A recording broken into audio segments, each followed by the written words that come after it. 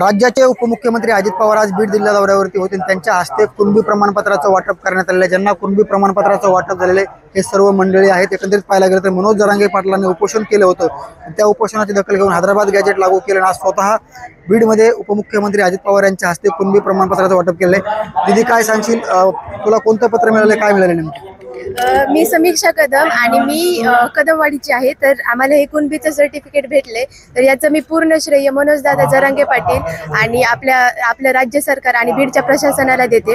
या सर्टिफिकेटचा मला नक्कीच माझ्या फीसमध्ये मला फायदा होईल आणि मी पुनश्च एकदा मनोजदादा जरांगे पाटलाचे आभार व्यक्त करते. धन्यवाद. काय सांगाल, अनेक दिवसापासून कुणबी प्रमाणपत्र मिळावं तुम्ही हट्टात धरला होता. आज स्वतः उपमुख्यमंत्र्यांच्या हस्ते तुम्हाला पत्र मिळाले.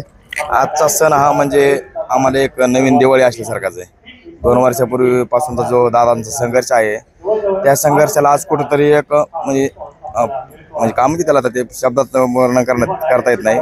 इतका आनंद आमच्या म्हणजे हृदयात मावेना की म्हणजे जो संघर्ष दादाने म्हणजे आज पूर्ण झाला म्हणायचं.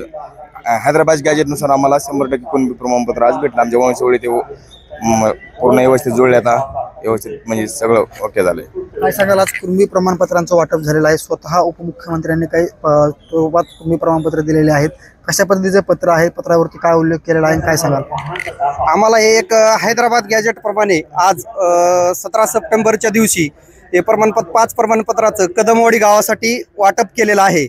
आणि आमच्या गावासाठी एवढं एक आनंदाची बातमी की आता सर्वांना कुणबी प्रमाणपत्र मिळतील आणि सर्व शिकून एक कदमवाडी गावाची एक वेगळी छाप आम्ही यातून निर्माण करणार. आणि आमचे या यशाबद्दल सर्व श्रेय दादांना व प्रशासनांना मी देऊ इच्छितो.